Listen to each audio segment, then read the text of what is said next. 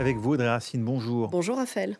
Avec le cyclone Chido à Mayotte, c'est vrai qu'on n'a pas vraiment eu le temps d'évoquer En l'actualité effet. environnementale ailleurs dans le monde et notamment cette nouvelle conférence internationale, la COP16 désertification, qui se solde par un échec et pour tout dire dans l'indifférence quasi générale. Oui, il y avait un peu de résignation à Riyad, on peut le dire. Pourquoi est-ce qu'on parle d'échecs pour cette COP-là en particulier? Parce qu'on va peut-être en parler, on a eu une série d'échecs. Parce que tout simplement, aucun accord n'a été conclu à l'issue de cette nouvelle conférence. Rien, nada. Le représentant de l'ONU pour la lutte contre la désertification a conclu les débats samedi en affirmant que les parties ont besoin de plus de temps pour se mettre d'accord sur la meilleure façon d'avancer. Il y avait pourtant urgence à l'ouverture de cette COP. L'ONU avait donné des chiffres.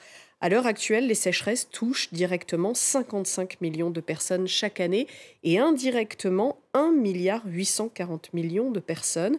Mais avec le changement climatique en 2050, toujours selon l'ONU, ce seront les trois quarts des habitants de la planète qui seront touchés par les conséquences de la désertification.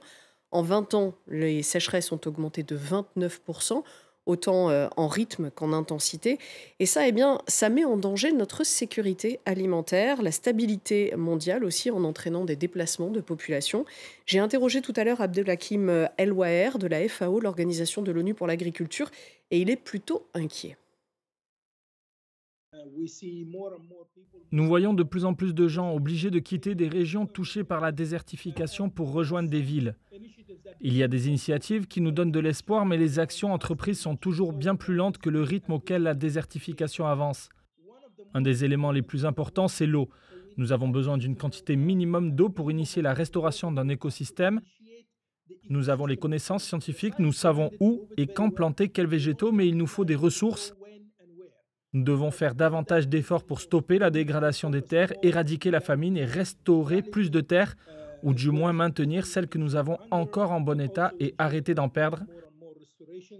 C'est très important parce qu'une fois qu'on les a perdues, c'est très compliqué de les récupérer. Ouais, mais qu'attendait-on concrètement, Audrey, de cette COP désertification? Eh ben, comme toujours, de l'argent pour mettre en place des projets de restauration et de préservation des terres.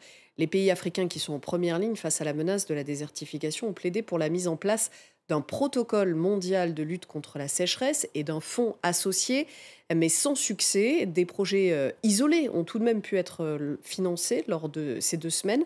Le partenariat mondial de Riyad pour la résilience face à la sécheresse a réuni 12 milliards de dollars pour aider les 80 pays les plus vulnérables. L'initiative de la Grande Muraille Verte, vous savez, qui traverse d'ouest en est l'Afrique au sud du Sahara, a également mobilisé près de 15 millions d'euros de la part de l'Italie et de l'Autriche. Et enfin, un groupe mené par les États-Unis a promis 70 millions de dollars d'investissement pour la recherche sur des systèmes d'agriculture alimentaire résilients à la sécheresse. Ça, c'est très important. Alors, vous voyez qu'il y a des choses qui se font tout de même, mais pas de coordination mondiale pour lutter contre un phénomène tout de même qui est très global. Audrey, cette COP diversification, on n'en a presque pas parlé. Après 3 échecs, il n'y avait guère d'espoir. Il faut dire que ces 2 derniers mois ont été plutôt durs. Depuis le 21 octobre, on a eu 3 COP, biodiversité, climat, désertification et une réunion sur le traité contre la pollution au plastique. Et ça a été 4 échecs cuisants. Je vais me permettre de souligner là le rôle joué par l'Arabie saoudite, pourtant hôte de cette dernière COP. Elle a tout simplement refusé qu'apparaisse dans la déclaration finale le lien entre désertification et changement climatique. On sait qu'elle a pesé de tout son poids pour faire échouer les négociations sur le plastique à Busan, refusant que soit actée la baisse de la production.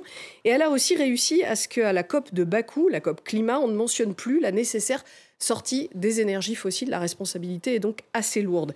Des voix s'élèvent pour fusionner les 3 COP afin de moins épuiser l'attention du public, de moins diluer aussi les financements.